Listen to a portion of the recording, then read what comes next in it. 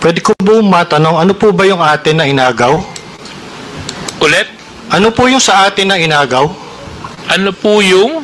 Ano po yung ating territory na inagaw? O kinuha? What do you... Ano po yung ating territory na inagaw? O kinuha? Ano po yung ating territory na inagaw? O kinuha? Mr. Chair, I have been reading a lot and I have been being bombarded with a lot of news about the South China Sea issue.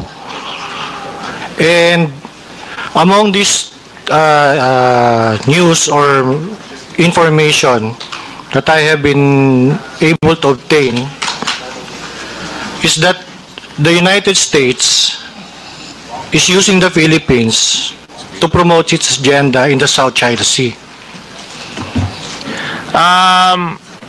Familiar po ba kayo sa National Radio and Television Administration or NRTA ng China? Yes. Yes. Okay.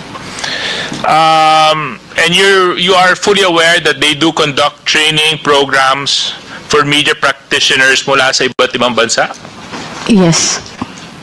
At dito po sa larawan, pwede niyo po ba ibahagi sa komitiba kung sino-sino po ang nandito sa larawan? So ang naaalala ko lang iyan, si Ms. Pia Morato, who is speaking for the group. She's in front. Tuturo ko ba? Yes, please. Yes.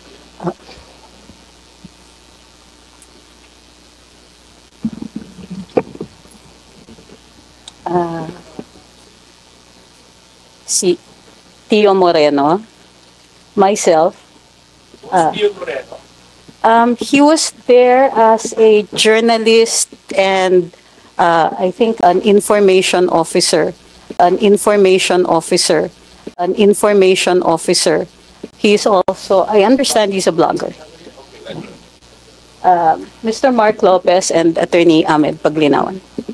But the others, hindi ko na po maalala yung pangalan nila. Mr. Mark Lopez? Si Mark Lopez dyan. So, si Mr. Mark Lopez, kayo po ay naging bahagi din ng seminar, tama? Oo. Naka-ilang bisita na po kayo o naka-ilang seminar na po kayo dito sa state-funded activity ng China? Sir, yan lang po yung na-attendan ko po. Again?